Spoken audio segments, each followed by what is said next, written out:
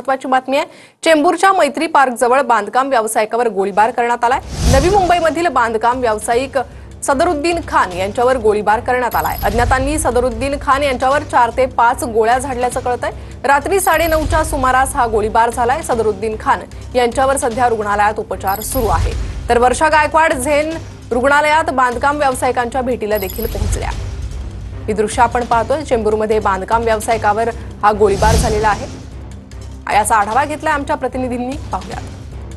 चेंबूरमध्ये गोळीबार झाल्याची धक्कादायक घटना घडलेली आहे। 50 वर्षीय इस्मावरती 2 जणांनी येऊन 3 राऊंड फायर केलेले आहे। सदरुद्दीन खान यांचं नाव आहे। 50 वर्षीय ते असून सध्या त्यांची स्थिती सुस्थितीत असल्याचं डॉक्टरांकडून सांगण्यात येतं आणि त्या पार्श्वभूमीवर आता या ठिकाणी आपण बघू शकतो पोलिसांकडून रिक्रिएशन केलं जाते। आपण ही दृश्यांमध्ये डिफेंडर गाडी बघतोय आणि त्या डिफेंडर गाडीवरतीच गोळीबार झाल्याची धक्कादायक घटना घडलेली आहे।